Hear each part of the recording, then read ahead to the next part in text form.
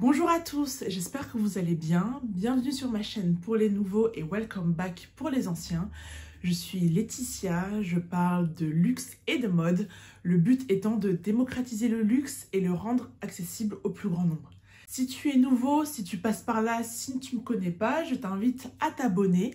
Je vois que vous êtes de plus en plus nombreux à regarder mes vidéos, donc s'il vous plaît, abonnez-vous, ça permet de faire grandir la chaîne et faire grandir la famille. Voilà, trêve de plaisanterie, sans plus tarder, on va directement rentrer dans le vif du sujet. En fait, ce qui est intéressant, c'est que la semaine dernière, je vous ai parlé de ma wishlist luxe pour l'année 2022. Si vous ne l'avez pas vue, vous pouvez la voir dans le petit i et cliquer sur la vidéo. Et je me suis dit, quoi de mieux aujourd'hui de parler des articles que je ne veux absolument pas acheter. Alors, je ne sais pas combien il y en aura dans cette liste, ça va me venir au fur et à mesure. Je sais qu'il y en a qui font la liste, les 10 articles que je n'achèterai pas, les 5 articles que je n'achèterai pas. Et pour le moment, j'ai pas de numéro, donc c'est parti, rentrons directement dans la vidéo. D'ailleurs, petit disclaimer, je tiens à le préciser, c'est une vidéo où je parle des articles que je n'achèterai pas ou jamais. Donc je dis jamais, ne jamais dire jamais, on ne sait jamais. Mais voilà, c'est pas sur ma wishlist et je ne pense pas les acheter de sitôt et j'en ai pas le besoin ni l'envie actuellement. Par contre, si c'est un sac ou des articles que vous avez, que vous aimez, qui sont sur votre wishlist, s'il vous plaît, il ne faut pas m'en tenir rigueur. You do you, faites-vous plaisir. Voilà, c'est vraiment mon avis personnel par rapport à mes goûts, par rapport à mes habitudes vestimentaires, à mon style et autres. Mais je ne dirai jamais que ces sacs sont moches, je dirais juste que par rapport à moi, par rapport à ce que j'aime, ça ne me convient pas, donc je ne les achèterai pas, tout simplement. Alors numéro 1, c'est un sac, je pense que ça ne va pas vous surprendre parce que j'en ai déjà parlé avant. Il s'agit du Book Tote de Dior. Pour moi, c'est un sac de plage de luxe, donc déjà ça coûte cher pour un sac de plage, ça coûte cher pour un sac tout court qui est ouvert, ça coûte cher pour un cabas, c'est pas pratique dans ma vie de tous les jours. Donc voilà, comme je disais la dernière fois, c'est un sac qui est ouvert, je ne peux rien faire dans les transports en commun parisiens sans que le sac ne devienne vide. Et en plus de ce que j'ai entendu, c'est un sac qui est très inconfortable dans le sens où il est lourd et la hanche n'est pas pratique. Si on veut le mettre sur l'épaule, à un moment donné, ça fait très mal à l'épaule. Donc on le met au bras et il est lourd, après on change de bras. Bon voilà, c'est pas pratique du tout. Donc c'est ce qui fait que je ne l'achèterai pas et vraiment mettre 2500 € dans un sac qui n'est pas pratique que je ne mettrai pas, je ne vois pas le principe. Alors c'est vrai qu'il est très beau, c'est vrai que sur une tenue simple, il l'habille avec que ce soit les broderies, que ce soit la toile de Juillet. Donc c'est un sac très beau, je l'accorde. Mais est-ce qu'il vaut son prix? Est-ce que le rapport qualité-prix, le nombre de fois où il est porté versus le prix, pour moi ça ne les vaut pas. En numéro 2, ça peut vous surprendre parce que c'est une marque que j'affectionne beaucoup. Il s'agit d'Hermès. Mais là, pour le coup, le sac en question, je n'aime pas du tout. C'est le Constance. Et en fait, c'est assez surprenant parce que quand on regarde on va dire les 3-4 sacs vraiment iconiques d'Hermès, il y a le Birkin et le Kelly. Voilà. Il y a le Garden Party. Et le Constance aussi. Et c'est vrai que le Constance, c'est un sac rare, c'est un sac qui est très demandé, quasiment autant demandé que le Birkin et le Kelly. C'est un des premiers sacs de la marque Hermès, mais je n'aime pas du tout. En fait, je trouve qu'il est beau, mais il est très simple. En fait, c'est une petite sacoche avec un H, il n'y a rien. Et je me dis, bah mettre 5, 6, 7 000 € dans un sac comme ça, pareil, rapport qualité-prix, il n'y a pas. Autant je trouve que le Kelly, je comprends la hype autour de Kelly et du Birkin, je comprends le prix, parce que comme j'avais dit la dernière fois, on peut choisir la taille, on peut choisir la couleur, on peut choisir le type de cuir, on peut choisir les finitions. Donc là, c'est un sac carré quasiment sur mesure. Et c'est un sac qui sera unique. Donc je peux comprendre le fait que le sac soit dans les 8-9 000 €, voire un peu plus pour certains cuirs exotiques. Mais voilà, pour le Constance, je comprends pas la hype autour de ce sac. Donc voilà, il sera sur ma liste et ça c'est sûr que jamais je ne l'achèterai. Continuons en numéro 3, ce n'est plus un sac, j'ai décidé de changer. Ce sera de la bijouterie, de la joaillerie et il s'agira de la parure Van Cleef & Arpels. Alors en fait, ce qui est très intéressant, c'est qu'il y a quelques années, quand ça a commencé à être à la mode ou quand ça a commencé à revenir à la mode, je trouvais jolie et jusqu'à aujourd'hui, la parure, je la trouve jolie. Mais le truc, c'est que j'en ai marre de le voir en fait. J'ai l'impression que c'est partout. C'est partout, partout, partout. Et autant que ce soit la collection Love de Cartier ou la collection Justin Clou, c'est partout aussi, mais ça reste quand même assez discret. Donc en fait, ça peut se fondre dans le reste de la bijouterie. Par exemple, il y a beaucoup de gens qui ont un bracelet Love et qui l'ajoutent à d'autres choses. Ou pareil, une bague Love ou Justin Clou qui l'ajoutent à d'autres choses.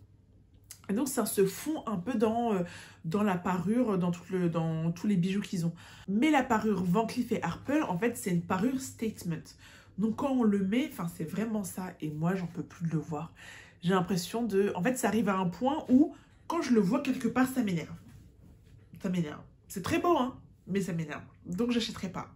Et comme je dis, ça coûte très cher, je ne connais pas le prix. J'avoue que je ne suis pas allée faire des investigations plus approfondies. Donc, je sais que ça coûte cher, dans plusieurs milliers d'euros, mais je ne mettrai pas le prix pour que tout le monde l'ait. En fait, c'est un problème récurrent que j'ai avec le luxe. Hein.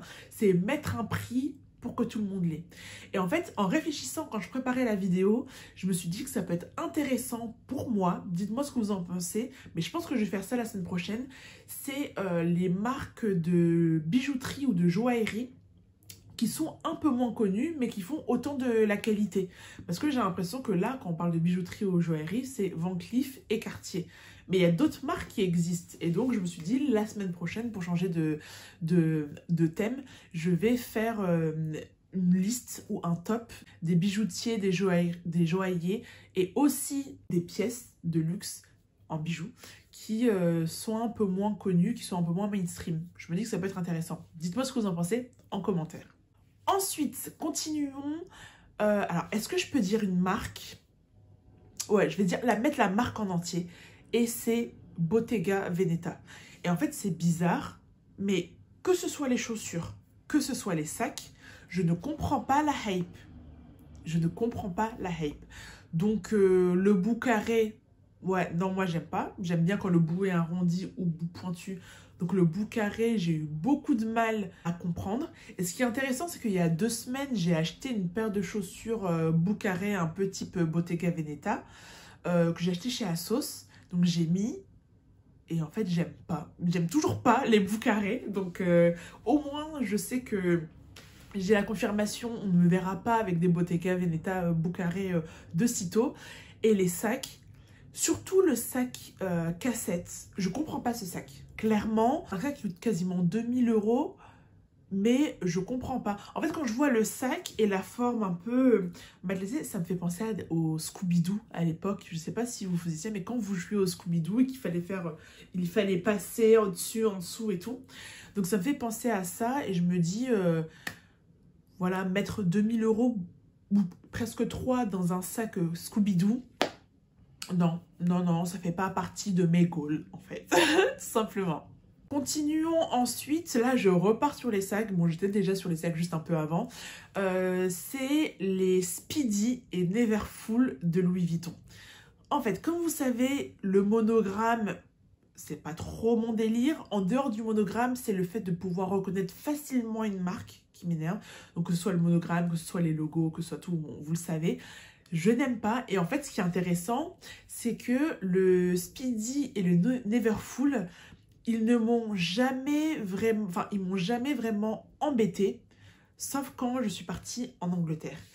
Et voilà, pour la petite histoire, petite parenthèse, j'ai vécu en Angleterre pendant 1 an pendant mes études, j'ai fait mon année de césure là-bas. Et les filles aiment beaucoup les Neverfull et les Speedy. Ce qui fait que à chaque coin de rue, quand on tournait la tête, elles l'avaient toutes. Et quand je dis elles l'avaient toutes, c'est, vous voyez à l'époque, moi c'était mon époque quand j'étais au collège-lycée, c'était la mode de la ceinture le temps des cerises. Et toutes les filles avaient le temps des cerises. Mais quand je vous dis toutes, c'était toutes. Donc c'est vraiment ce niveau-là. Donc c'est encore pire parce que je dis souvent qu'il y a beaucoup de gens qui ont le classique flap de Chanel, qu'il y a beaucoup de gens qui ont voilà, certaines pièces de luxe, voilà. Mais quand je vous dis que toutes les filles avaient le Neverfull ou les Speedy, c'était toutes. Et moi, j'en ai eu marre. Et ça m'a dégoûté des sacs, en fait. Ça m'a dégoûté des sacs.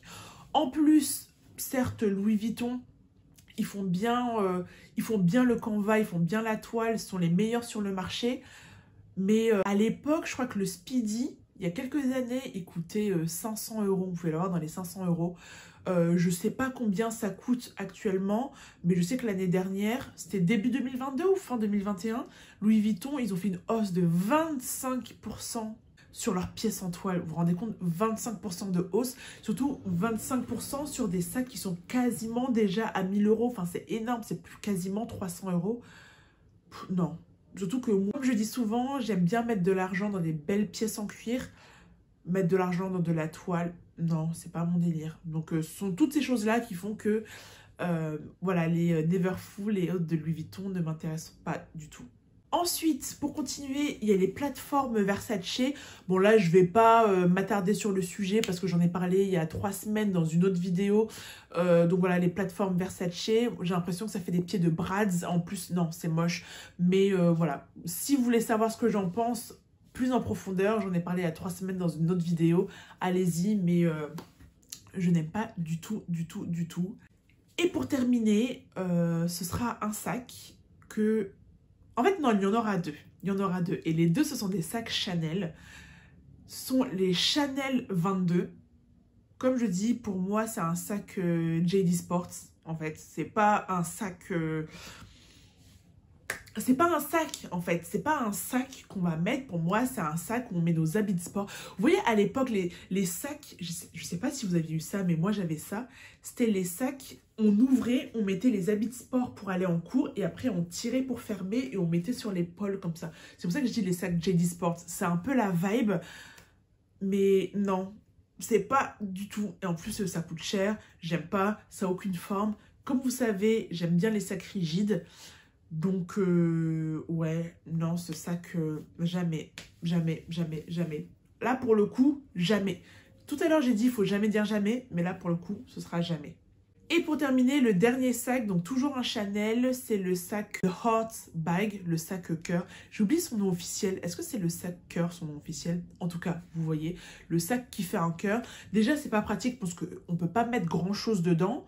Et puis, enfin, c'est un cœur, hein, je veux dire, à un moment donné. Autant je sais que j'ai un style assez féminin, mais il faut pas abuser. J'ai plus 5 ans, je vais pas me balader avec un sac cœur. Enfin, grandissons. Je me suis dit, enfin, c'est bizarre, t'as 30 ans, tu te balades avec un sac qui a un cœur. Bah, moi, désolé, je vois ça, moi, je te prends pas au sérieux. Voilà, simplement, tout simplement, I said what I said. Donc voilà, c'est tout pour cette vidéo.